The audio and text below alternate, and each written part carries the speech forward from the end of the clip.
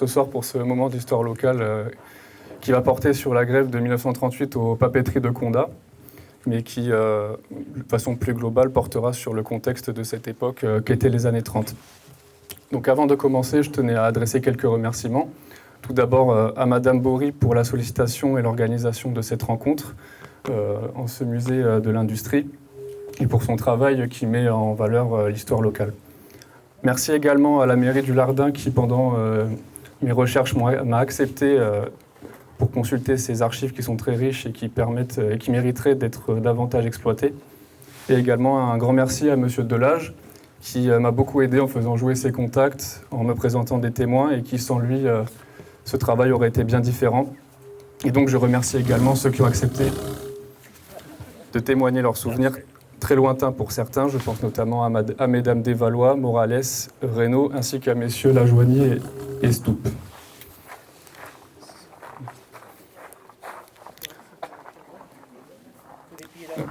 Ouais. Donc, tout d'abord, qu'est-ce qui m'a amené à me pencher sur ce sujet ?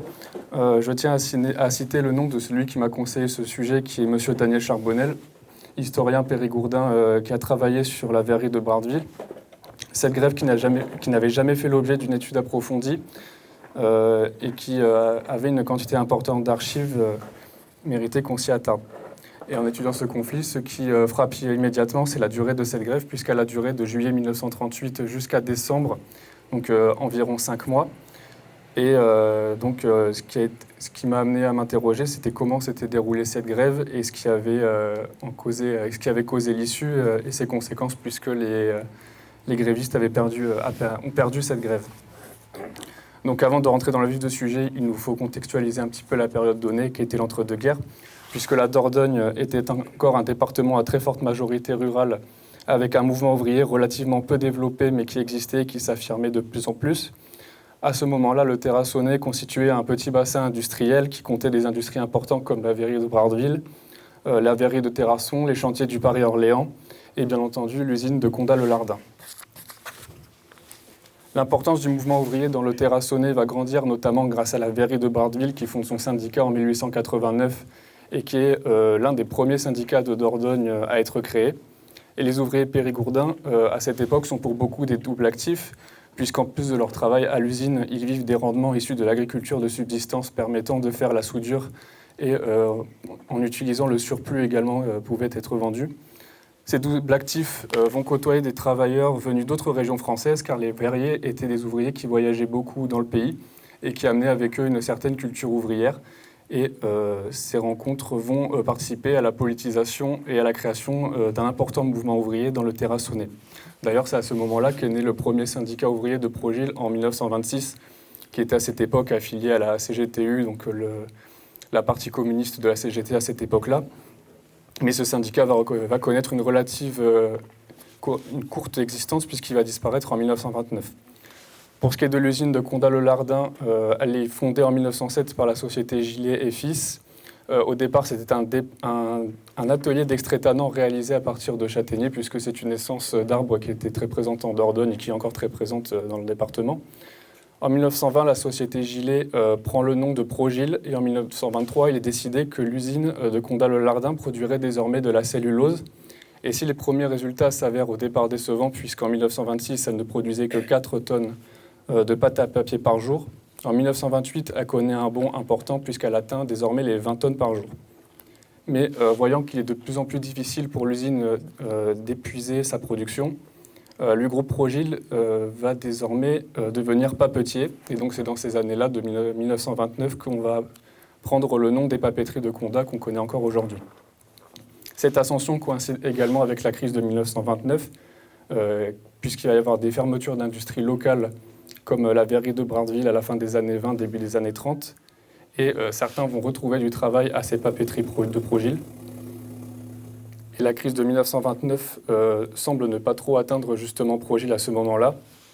Raymond Lacombe, qui va être un futur résistant pendant la Seconde Guerre mondiale, raconte qu'à cette époque-là, les papeteries, c'était une certaine sécurité. Ceux qui y rentraient étaient quasiment certains de ne pas rencontrer le chômage.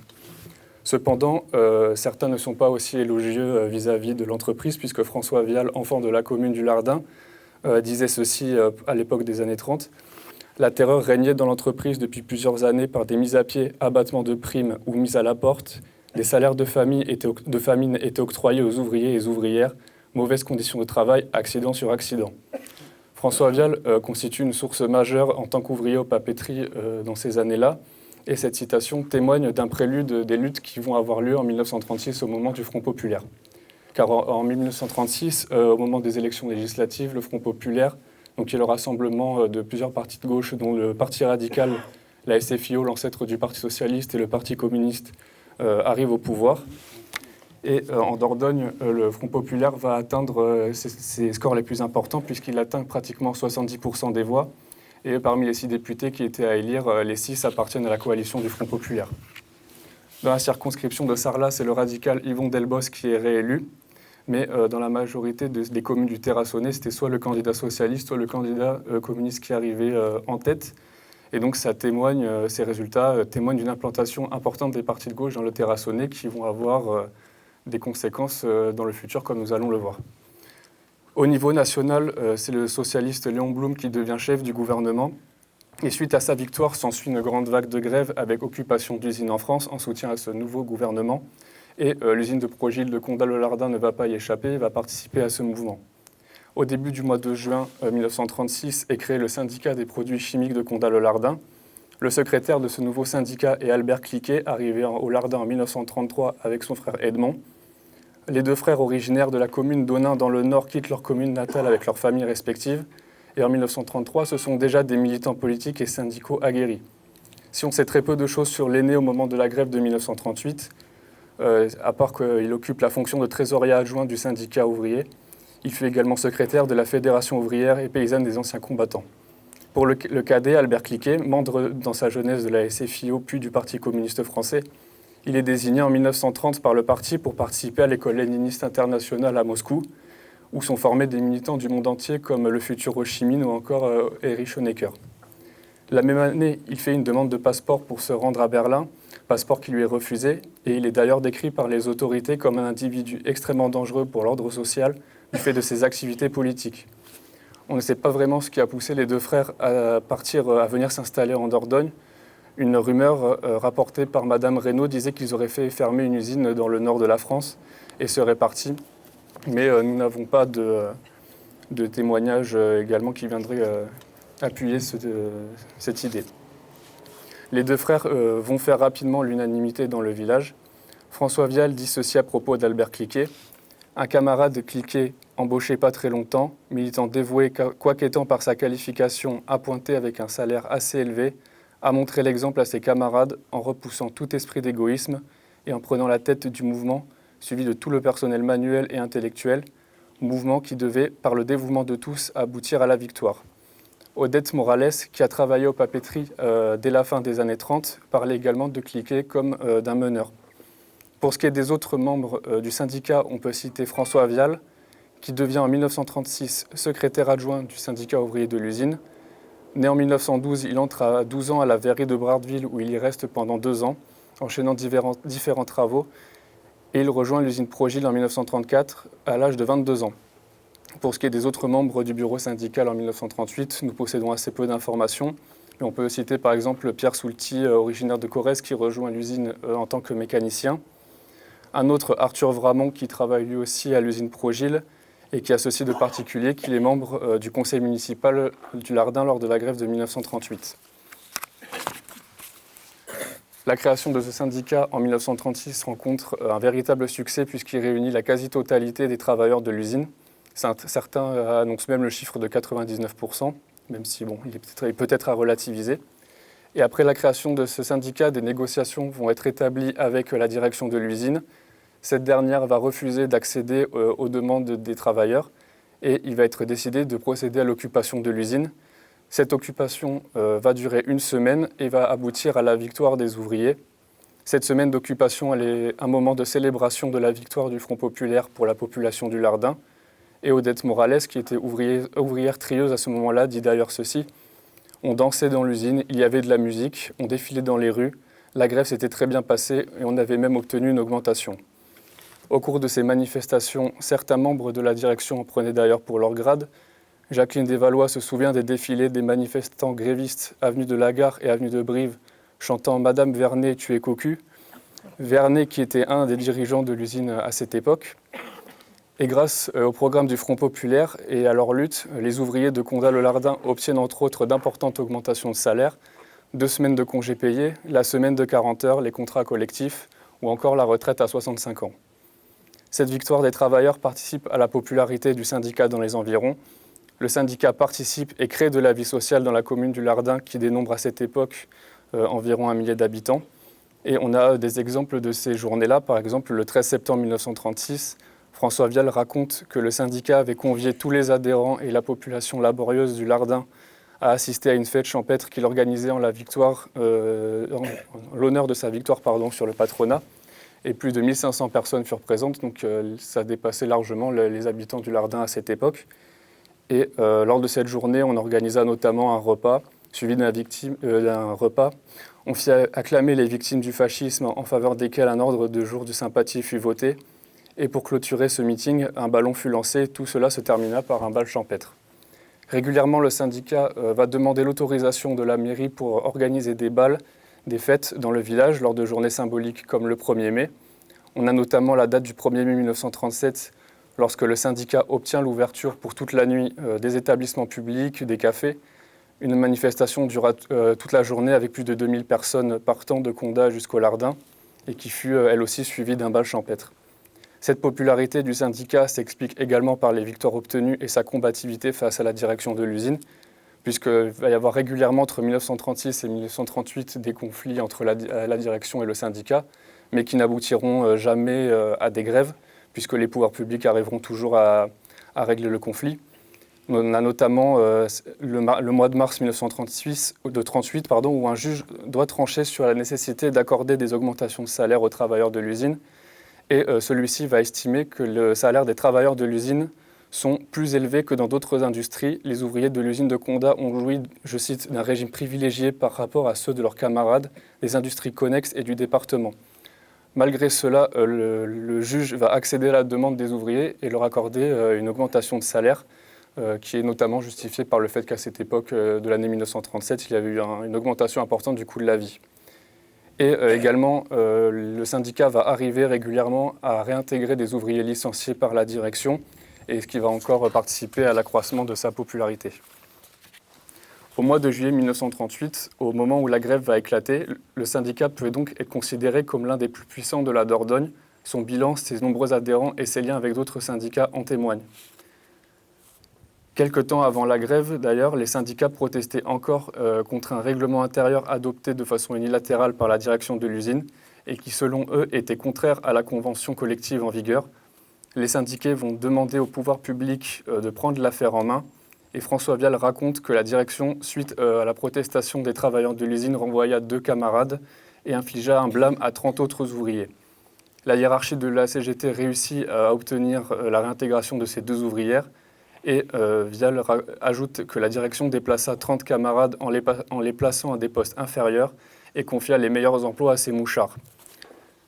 Le syndicat ne se laisse pas faire et adresse au mois de juin 1938 un message à la direction qui est, je cite, « Vous voulez la lutte, monsieur le directeur, vous voulez vous montrer digne du mandat qui vous a été confié en raison du salaire que vous touchez. Nous nous défendrons, nous avons confiance en notre force. » Donc, nous voyons qu'à ce moment de juillet 1938, il y avait des indices qui pouvaient penser qu'il risquait d'y avoir un conflit important à venir au sein de l'usine. Donc, il est temps désormais d'aborder ce sujet de la grève de 1938 et qui commence le 16 juillet 1938 lorsque le directeur de l'usine de l'époque, Eugène Chaille, fait annoncer à ses salariés qu'en raison d'un ralentissement de commandes, la direction n'a d'autre choix que de procéder au licenciement de 93 ouvriers et ouvrières de son entreprise qui emploie à ce moment-là environ 520 personnes. Parmi ces licenciés figurent 20 membres sur 23 du bureau syndical. Et donc le syndicat y voit une attaque frontale contre le syndicat de l'usine. Et ces licenciements doivent prendre effet pour le 23 juillet.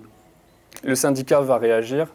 Et son secrétaire Albert Cliquet, accompagné d'une délégation ouvrière, va demander à être reçu par le directeur de l'usine, mais celui-ci refuse toute discussion. Et malgré tout, les pouvoirs publics vont essayer d'arranger les choses en organisant des rencontres. La première ayant lieu à l'école publique du Lardin le 19 juillet, en présence du syndicat ouvrier, de la direction, des autorités municipales de plusieurs communes du Terrassonnais, le sénateur Marcel Michel et le préfet. La direction est représentée par le directeur général à Paris des usines Progil, qui est Paul Germain, qui est un ancien directeur des papeteries. Et il va annoncer que la direction refuse toute discussion, car cette affaire ne concerne qu'elle et ses ouvriers. Et suite à ce refus de négocier, une délégation ouvrière accompagnée du maire du Lardin, Henri Faure, décide de se rendre à Paris dans la soirée du 20 juillet pour rencontrer le lendemain matin à Paris le ministre du Travail, Paul Ramadier. Pendant ce temps, au Lardin, la situation bascule, puisque dans la matinée du 21 juillet, les ouvriers décident d'occuper l'usine, car le délégué fédéral qui a été dépêché par la CGT sur place, qui est Alfred Terrasson, va considérer que l'entreprise va faire avancer les licenciements qui étaient prévus pour le 23 juillet et va décider qu'ils auront lieu le 21. Et les ouvriers vont penser que c'est une attaque contre les négociations qui sont en cours et donc vont décider qu'il n'y a plus lieu de négocier et que l'occupation doit être adoptée. Et donc l'occupation est votée par 380 oui et une vingtaine contre. Les 20 contre, on peut les identifier puisqu'il s'agit surtout des employés de bureau. Et donc on a une grande majorité des ouvriers qui décident d'occuper l'usine. Cependant, l'occupation va tourner court puisque le patronat, qui se souvient des événements de 1936, va procéder à la coupure de l'eau et l'électricité dans l'usine. Et la direction va également adresser un courrier au préfet l'informant qu'une quantité importante de chlore liquide est entreposée dans l'usine et qu'il y a un risque d'intoxication de la population du Lardin si jamais il venait à y avoir un accident. Le préfet va réagir immédiatement en dépêchant sur place un inspecteur des établissements classés et qui va se rendre compte qu'il y a une quantité au-delà de la norme légale de chlore liquide qui est installée dans l'usine. À l'époque, la norme légale, c'était 7 tonnes qui est autorisée, alors que là, on dépassait les 40 tonnes. L'eau et l'électricité étant coupées, cela risque de provoquer une catastrophe sanitaire. Et cet inspecteur va demander à la direction de rétablir l'eau et l'électricité, et la direction va refuser, car selon elle, c'est la direction à Paris qui donne les ordres et qu'elle ne peut pas leur donner satisfaction. Suite à ce refus, le parquet de Sarlat va ordonner l'évacuation de l'usine et donc mettre fin à l'occupation pour procéder au retrait du chlore liquide. Les grévistes vont accepter de coopérer et vont participer à évacuer ce trop-plein dans l'usine. Mais malgré cette évacuation et donc la fin de l'occupation, la grève ainsi que les négociations continuent. Grévistes et patronat sont dans l'attente d'une décision de justice qui doit venir trancher le conflit, puisque depuis l'année 1936, on a mis en place une loi qui s'appelle la conciliation et l'arbitrage, c'est-à-dire qu'avant de déclencher une grève, désormais, les travailleurs et le patronat doivent se réunir autour d'une table. Si jamais ils n'arrivent pas à se mettre d'accord, un juge va être nommé et devra trancher le conflit. Et après seulement, on pourra éventuellement faire grève. Alors là, on voit bien que la grève a tout de même été déclenchée avant le conflit, mais visiblement, ça n'a pas empêché les négociations d'avoir lieu. Et donc le 3 août, le juge va rendre sa décision et à la stupéfaction, elle est rendue en faveur des ouvriers et va ordonner la reprise du travail en annulant les licenciements et en procédant à la répartition du travail entre tous les travailleurs, ce qui était demandé par le syndicat. Mais cependant, la direction ne va pas s'avouer vaincue et va faire appel de la décision. Et donc, on a un prolongement de la grève à ce moment-là. Le 10 août 1938, la direction va décider de frapper un grand coup, puisqu'elle transmet à tous les grévistes, soit la grande majorité des travailleurs de l'usine, une lettre de licenciement, car ces licenciements étaient justifiés par le fait qu'à cette époque, que la grève aurait rompu le contrat de travail. Et c'était une méthode qui était largement utilisée par le patronat à cette époque, bien qu'elle ne reposait sur rien d'un point de vue légal et qui était de moins en moins acceptée par les juges à cette époque-là.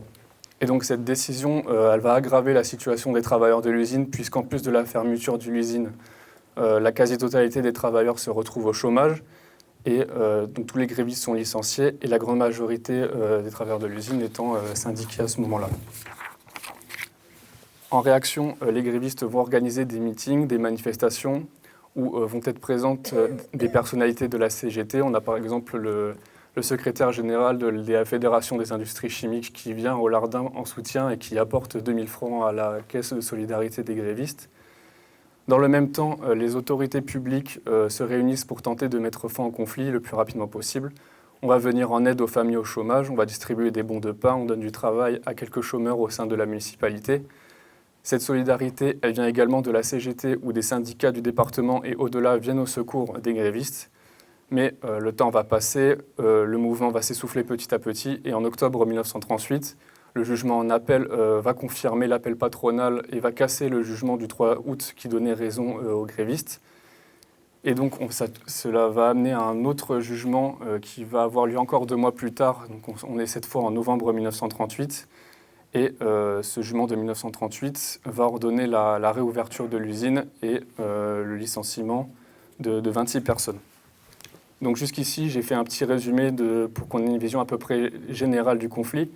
Et désormais, je vous propose de faire une présentation davantage thématique du conflit pour comprendre comment les acteurs qui ont pris part à ce conflit se sont organisés pendant cette grève, car c'est une multitude d'acteurs qui sont mobilisés, car on pourrait penser qu'il s'agit d'une grève purement locale, mais qui va en réalité faire intervenir des acteurs jusqu'au niveau national, puisque le chef du gouvernement de l'époque va même avoir vent du conflit. Pour ce qui est des ouvriers, à plusieurs reprises, les membres du syndicat ouvrier vont se réunir, que ce soit à l'occasion d'assemblées générales, de meetings, de manifestations. L'objectif étant de montrer au pouvoir public et à la direction un syndicat uni et des travailleurs unis. Ces moyens d'action servent à occuper l'espace afin de se retrouver, de discuter. Occuper l'usine, c'est un moyen, certes, pour empêcher la continuité de la production, mais c'est aussi, pour les travailleurs, un moyen de s'approprier son lieu de travail. Mais avec l'évacuation de l'usine, à la demande du parquet de Sarlat, il faut trouver un nouvel endroit pour se réunir. Et désormais, les grévistes vont se réunir à l'hôtel-restaurant Coustillas qui se trouve à côté de l'usine. Et cet endroit va devenir entre guillemets, le quartier général des grévistes pendant toute la durée du conflit. Pour ce qui est des moyens d'action, la manifestation reste le moyen le plus fréquemment employé. Elles sont l'occasion d'exprimer son mécontentement contre les licenciements, mais aussi contre la politique du gouvernement de l'époque qui cherchait à revenir sur les acquis obtenus en 1936, notamment la loi sur les 40 heures. Et ces manifestations s'accompagnent de mises en scène, on va défiler en famille. Les enfants tiennent des drapeaux rouges, des drapeaux tricolores, on chante l'international, on s'approprie des chants du répertoire révolutionnaire en adaptant les paroles à la lutte. Et ces manifestations participent également à faire connaître le mouvement et à construire une image de groupe. Parfois, on exprime également son hostilité envers les non-grévistes quand le cortège passe devant leur maison. Maurice Goutte, un non-gréviste qui aurait été collaborateur du directeur de l'usine, se plaint auprès de la préfecture dans une lettre, se disant victime de cris et de colibés. Je cite « Hier matin, je puis vous signaler entre autres que ma femme a été insultée longuement devant la boucherie Vésine et une deuxième fois alors qu'elle rentrait à la maison. Je ne parle pas des cris de Goutte au poteau, Vernet au poteau, Landré au poteau, Chaille au poteau, Germain au poteau, etc., poussés régulièrement et qui pourraient être considérés comme menaces par une police sans parti pris. » Ces manifestations peuvent revêtir cependant d'autres objectifs, puisqu'au début du mois de septembre, la direction va faire convoquer 80 ouvriers afin de procéder à une reprise partielle du travail. Et les grévistes vont décider d'empêcher cette reprise en arrivant environ à 200 dans la matinée du 8 septembre. Et donc, le jour de cette reprise, elle ne pourra finalement pas avoir lieu. Et cette manifestation vaudra d'ailleurs un passage devant le tribunal à la fin du conflit pour plusieurs grévistes. Mais la lutte des grévistes ne se limite pas à agir sur le terrain. Ils vont chercher également à informer et à témoigner de leur combat. Cela passe notamment par l'interpellation du personnel politique, car au tout début du conflit doit se dérouler à Sarlat le congrès du Parti radical où sont attendus plusieurs ministres radicaux ainsi que le chef du gouvernement Édouard Daladier. Et le chef du syndicat Albert Cliquet va adresser un courrier à ce dernier, lui demandant de bien vouloir accepter de recevoir une délégation de travailleurs, car son appui leur serait précieux. Ils vont également rencontrer à Montignac Camille Chautemps, un autre Premier ministre de l'époque, et vont recevoir également, ils vont solliciter également les parlementaires du département. La pétition, c'est également un moyen de se faire entendre, puisque le 15 août, 123 femmes se présentant comme ouvrières, mères de famille et femmes d'ouvriers de l'usine Progil de Condat-le-Lardin vont adresser une pétition aux autorités. Elles protestent contre la situation de chômage qui règne suite à la non-application de la sentence du 3 août qui donnait raison aux ouvriers. Et dans le cas où le conflit venait à se prolonger, malgré leur volonté, elles déclarent être prêtes à manifester sous la direction du syndicat. Ajoutons à cela que les travailleuses de l'usine semblent constituer un groupe solidaire, parce que dans les archives, on pourrait penser que la grève est surtout une affaire d'hommes, alors qu'en réalité, les archives ne le disent pas, mais visiblement ça pourrait être aussi une affaire de femmes, car quelques semaines avant la grève, 2 ouvrières avaient été mises à la porte par la direction, et les ouvrières, en solidarité, avaient voté une grève de principe pour soutenir les 2 camarades mises à la porte, je cite, pour des motifs futiles. La presse joue également un rôle déterminant pour la bataille de l'opinion, puisque la presse syndicale périgourdine va relayer fréquemment la parole gréviste. La presse syndicale, et donc de gauche, va offrir une tribune au meneur de la grève. Alfred Terrasson, par exemple, le délégué fédéral, va écrire régulièrement des articles pour le journal La Presse, Le Peuple de la Dordogne, ou encore pour des titres nationaux comme L'Humanité. Ces articles constituent des sources importantes dans la compréhension du conflit, puisqu'elles relatent notamment des négociations à huis clos avec les pouvoirs publics, ou encore la façon dont est perçu le conflit par les grévistes. Et pour eux, ils ne limitent pas ce conflit à un simple conflit local. Ils estiment que c'est une attaque du grand patronat français de l'époque contre les syndicats ouvriers et qu'il y a lieu de faire monter le mouvement entre guillemets au niveau national. La presse sert également de relais pour diffuser les appels à la solidarité. Les grévistes vont créer un comité de solidarité chargé de récolter des fonds qui vont être perçus par le trésorier du syndicat Pierre Soulty. Parmi les donateurs, on retrouve plusieurs syndicats extérieurs à la Dordogne, notamment d'autres usines Progil. On peut penser notamment à celle dans la région lyonnaise ou encore d'autres qui se trouvent en Haute-Savoie. Beaucoup de syndicats périgourdins, environ une trentaine, vont également venir en soutien du syndicat. Mais on a également des locaux qui vont venir en aide, puisque Georges Opinot, propriétaire d'un hôtel-restaurant au Lardin, va donner une somme relativement importante à la caisse de grève. Malgré tout, les dons ne suffisent pas à tenir sur le long terme, et les grévistes vont avoir de plus en plus de mal à tenir la lutte. Malgré tout, la stratégie ouvrière, de façon globale, est relativement efficace, que ce soit sur le terrain ou au-delà. Son objectif étant de montrer un syndicat uni et ses actions arrivant à réunir de nombreuses personnes, puisque les manifestations aussi à plusieurs centaines de personnes. Et l'interpellation des autorités publiques paraissent lui donner l'ascendant, puisque la décision judiciaire leur donnait raison. Mais donc, face à une grève qui dure, l'organisation de la solidarité s'avère de plus en plus difficile. Pour ce qui est du patronat, la direction de l'usine depuis 1936, qui s'est sentie humiliée par les accords Matignon comme le patronat national à cette époque-là, va chercher à rétablir son autorité au sein de l'usine, car désormais, avec les conventions collectives, le patronat est obligé de négocier avec les syndicats ouvriers. Et ces négociations vont mobiliser toute la hiérarchie de Progil, puisque nous avons le directeur de l'usine Eugène Chaille, qui aurait été nommé après les événements de 1936, qui aurait été nommé après les événements de 1936, puisqu'on pourrait penser que son prédécesseur, alors je n'ai pas le nom, aurait été entre guillemets mis à la porte pour ne pas avoir su gérer ce conflit. On a également le directeur général des papeteries de Condat, que j'ai cité tout à l'heure, Paul Germain, qui fut l'ancien directeur des papeteries dans les années 30, ainsi que Maurice Brulfer, le directeur général de la société Progil depuis 1933. Alors comment la direction va agir durant cette grève ? Malheureusement, nous avons très peu de sources concernant la direction, puisque les archives pour beaucoup ont disparu et elles sont donc relativement parcellaires. Comme nous l'avons dit, la direction refuse de recevoir une délégation ouvrière lors de l'annonce des licenciements et refuse également de participer aux négociations avec les pouvoirs publics. Le patronat démontre qu'il n'a pas l'intention de se laisser dicter sa conduite, car pour lui, il s'agit de licenciements individuels et non d'un conflit collectif. Ce détail ayant son importance car nier le caractère collectif du conflit lui permet d'éviter une procédure de conciliation longue et qui peut durer plusieurs semaines. Le patronat de l'usine va user de différents moyens pour résister aux grévistes. Il peut faire appel aux autorités publiques pour qu'elles usent de leur pouvoir coercitif.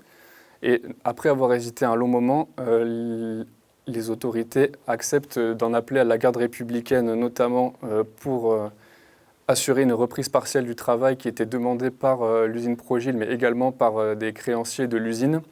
Et donc cette reprise du travail qui devait être empêchée arrive finalement à avoir lieu. Le patronat peut aussi chercher à intimider les grévistes afin que ceux-ci acceptent la reprise du travail. Nous avons parlé de la décision de la direction du 10 août de licencier tout le personnel gréviste, mais elle va menacer à plusieurs reprises de fermer l'usine. Et cet argument de fermer l'usine, on le retrouve dans d'autres usines Progil du territoire, notamment à Villeurbanne, qui, pour des motifs similaires à Condat, vont procéder au licenciement d'une partie importante des effectifs. En réaction, les ouvriers opposent une grève et la direction, de façon uniforme sur plusieurs usines du territoire, vont leur dire si vous ne reprenez pas le travail, on ferme l'usine.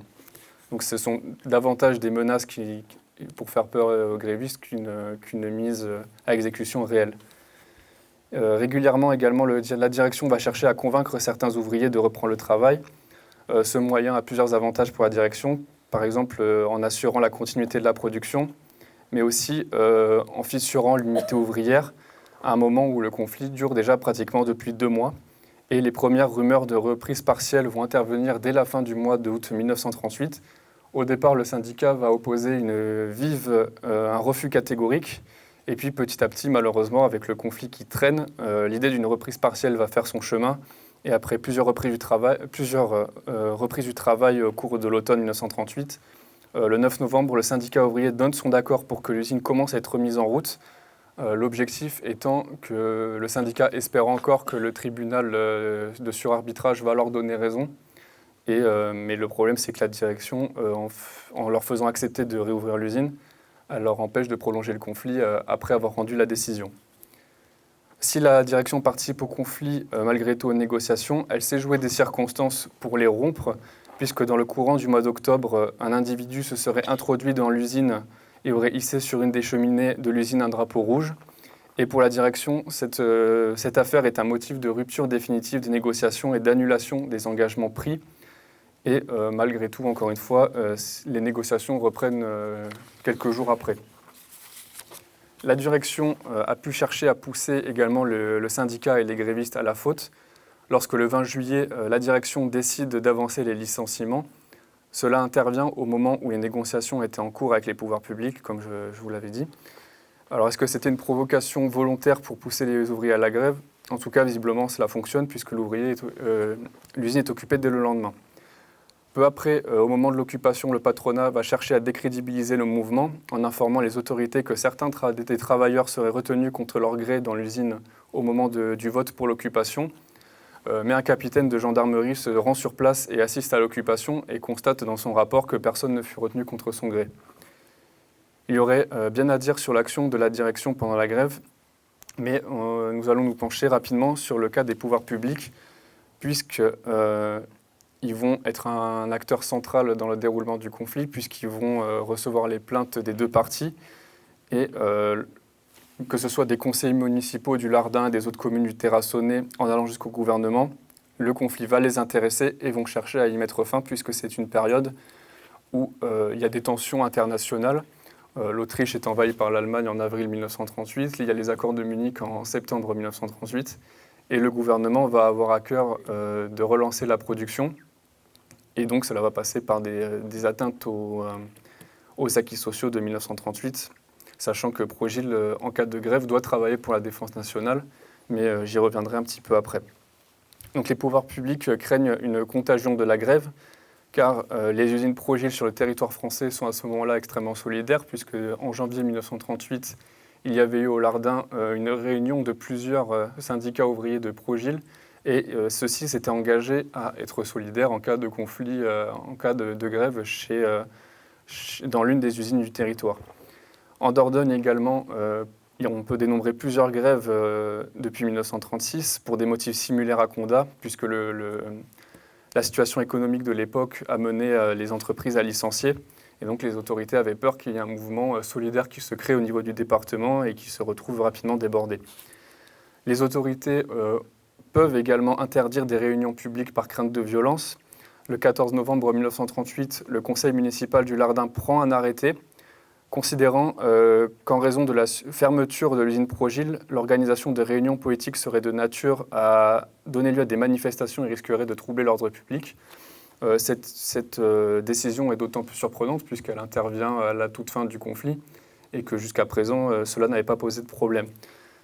Cet arrêté, en réalité, il vise une réunion publique organisée par le parti d'extrême droite, le Parti populaire français de Jacques Doriot. Et il y avait une crainte d'un affrontement entre les travailleurs du syndicat CGT de l'usine et des membres du Parti populaire français. À ces tensions, s'ajoute la création, à la fin du mois d'octobre 1938, d'un second syndicat ouvrier opposé à celui qui mène la grève depuis le mois de juillet. Ce syndicat il est affilié à la Confédération des syndicats professionnels français, proche du Parti social français du colonel de la Rocque, l'ancien directeur de la Ligue des Croix de Feu. Et ces syndicats étaient d'ailleurs régulièrement accusés de collaboration avec le patronat français au niveau national. Et donc ça a pu participer à Condat à la création de ce second syndicat, à la division ouvrière. Le pouvoir judiciaire va lui aussi jouer un rôle important dans l'apaisement du conflit, puisqu'avec les différentes affaires qui ont eu lieu, je vous ai parlé de l'affaire du chlore liquide, l'affaire du drapeau rouge sur la cheminée de l'usine qui ont amené à des plaintes des deux côtés et également des pouvoirs publics. Et en vue d'apaiser les tensions, le parquet de Sarlat déclare que toutes les affaires survenues depuis le début de la grève font l'objet d'un classement sans suite. Assurer la paix sociale, ça passe également par la solidarité. Les pouvoirs publics vont s'organiser pour venir en aide aux travailleurs de l'usine mis en chômage. Ces aides sont vues par les pouvoirs publics comme un soutien aux chômeurs et non pas aux grévistes, puisqu'elles commencent à partir du 10 août 1938, au moment où la direction procède au licenciement de tous les grévistes. Et l'usine étant fermée, ce sont tous les travailleurs de l'usine qui vont être touchés. Et sur le plan communal, il est décidé, notamment au Lardin, de distribuer des bons de pain aux familles les plus nécessiteuses. Et les municipalités s'efforceraient, dans la limite de leur disponibilité budgétaire, de faire effectuer en régie des travaux communaux auxquels pourraient être employés un certain nombre d'ouvriers. Donc ces travaux, ce sont des travaux relativement sommaires, puisque c'est notamment des travaux d'entretien, c'est plus pour redonner un salaire aux chômeurs. Cette solidarité municipale au Lardin, elle existe depuis au moins les années 30. Avec la crise, il arrivait que la commune fasse travailler des chômeurs de temps en temps. Et dans les archives municipales, on peut retrouver notamment un exemple de ces bons, notamment un bon pour 5 kg de pain qui fut rédigé en juin 1936. Et celui-ci devait être utilisé chez un des boulangers de la commune, Marius Serrodi. Mais le conseil municipal du Lardin a pu à d'autres moments se montrer solidaire envers les grévistes de Progil. En 1936, le conseil municipal du Lardin décide, je cite, « dans le meilleur esprit de solidarité, de venir en aide aux grévistes de Progil en leur accordant un secours de 1 000 francs. Du point de vue du département, on va venir également en aide aux travailleurs de l'usine. Les communes qui comptaient des travailleurs de Progil pouvaient transmettre une liste d'une dizaine de noms au département afin que ces familles puissent bénéficier d'aides pécuniaires. La plupart du temps, c'était des familles nombreuses, mais malheureusement, ces aides pouvaient se révéler relativement insuffisantes puisque sur les 500 personnes que comptait l'usine, une trentaine seulement purent bénéficier de cette aide. Mais les chômeurs ont pu s'organiser également pour tenter de s'en sortir. On apprend notamment qu'une quarantaine d'entre eux auraient trouvé du travail dans les entreprises aux environs du Lardin. D'autres seraient en train d'autres travailleraient chez eux ou chez des particuliers. Et d'autres se seraient formés en groupe pour partir en vendange. Les pouvoirs publics ont donc tout intérêt à ce que le conflit ne dure pas trop longtemps, car comme je le disais, l'usine de Progil de Condat-le-Lardin travaillerait pour la défense nationale en cas de conflit et aurait des commandes à remplir vis-à-vis du gouvernement. Et il faut également prendre en compte qu'en cas de conflit, il y aurait plus de 200 ouvriers qui seraient les 2 tiers des ouvriers seraient mobilisés. Et donc le fait que l'usine procède à des licenciements n'est pas forcément bien vu par les pouvoirs publics. Pour autant, le mouvement gréviste va finir par échouer puisque les décisions juridiques ordonnent la reprise du travail, mais les décisions ne précisent pas combien de travailleurs vont être définitivement licenciés. Le seul document que nous avons fait état de 28 ouvriers définitivement licenciés, donc, qui serait bien moins que le nombre affiché au départ. mais en réalité, le nombre serait peut-être plus important, on ne peut pas vraiment le quantifier, puisque la réouverture de l'usine va se faire de façon progressive, et donc certains ne vont pas reprendre le travail tout de suite. Au départ, c'est 80 ouvriers qui vont reprendre, et petit à petit, on va réintégrer. Et on estime qu'en mars 1939, encore 110 ouvriers sont dehors. Après la défaite, vinrent les tribunaux. Certains grévistes passèrent devant la justice suite à la journée du 8 septembre où certains empêchèrent une reprise du travail. Les ouvriers qui ont été empêchés de reprendre le travail ont porté plainte pour entrave à la liberté du travail.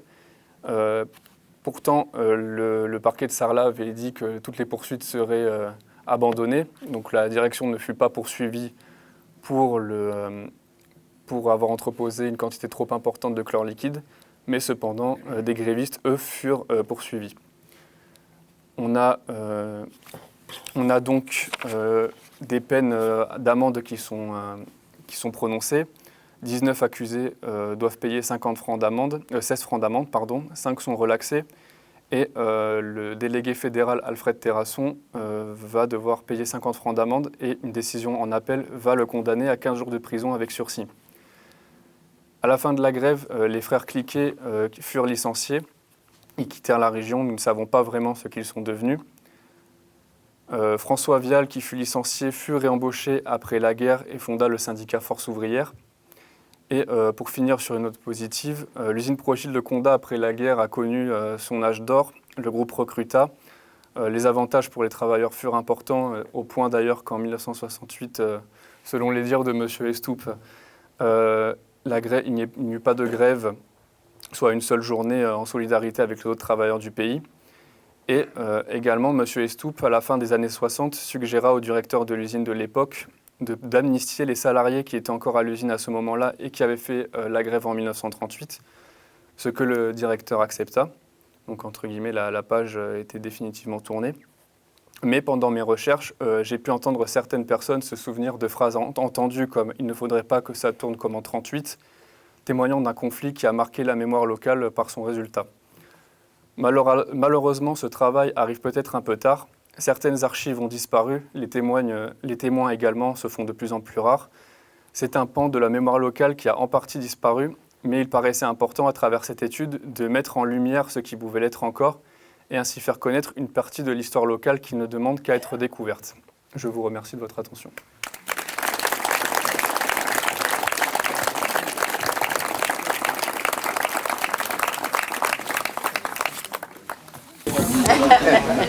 Vous m'aviez demandé le pastiche de la Carmagnole qui avait été inventé, écrit à cette époque-là.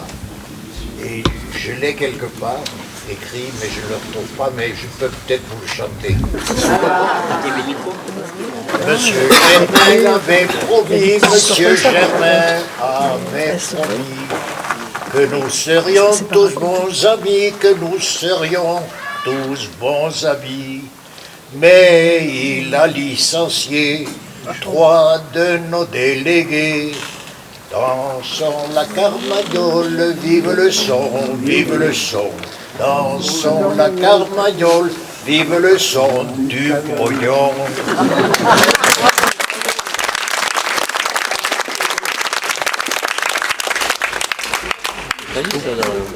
Les conférences, conférences débats qui ont lieu ici chaque été se succèdent et sont toutes différentes, mais celle-ci était fortement intéressante et je remercie vivement Timothée Ranoux pour ce travail immense qu'il a réalisé avec des recherches sur le plan local, mais aussi sur le plan national. Et faire ce lien, c'était pas facile, sans doute, et ça demande du temps. Voilà, avec Monsieur Delage. Oui, le docteur Delage, qui est beaucoup d'aide de part et d'autre, de témoins, des témoignages. Alors, au musée, nous conservons des objets, nous conservons des outils, du verre, diverses choses. Mais ces témoignages ont vraiment beaucoup d'importance, surtout quand ils reposent sur un travail aussi complet. Et merci Timothée, merci à vous tous. Alors, je vous invite à visiter de nouveau le musée, il y a de nouvelles choses et vous remarquerez les 2 épées qui sont dans la partie verrerie, qui sont donc nouvelles, et puis d'autres objets peut-être que vous n'avez pas encore vus. Mais vous pourrez également flâner dans l'exposition 89 qui montre, grâce au club de philatélie et à d'autres personnes, la succession d'événements entre 1789, 1889, 1989 et bien sûr la route nationale et départementale 89 et la chaîne 89. Donc 89 pour nous ça veut dire beaucoup de choses. Et donc 1789 avec la prise de la Bastille, 1889 avec l'exposition universelle de la Tour Eiffel, et nous avons 1989 avec le bicentenaire, mais aussi la chute du mur de Berlin. Et je remercie Monsieur de Royer du château de Perrault qui nous a prêté une immense photo de Barbara Klemm, grande photographe allemande, qui montre bien la chute du mur de Berlin. Et nous avons donc la route nationale 89, il faut lire un petit peu pour comprendre l'évolution, et la chaîne 89, et vous verrez que c'était Dominique Strauss-Kahn qui avait inauguré ce grand moment, l'installation de la chaîne 89. Voilà, merci à tous d'être venus ce soir. Et vous allez pouvoir profiter également, on vous invite à partager un petit pot de l'amitié qui est offert par le musée, par le biais de la mairie aussi bien sûr. Et donc merci à vous tous, merci à Francine Bourra qui est là et à Dominique Bousquet qui représente la communauté de communes. Notre association vit grâce aux dons des uns et des autres et aux subventions. Merci à vous.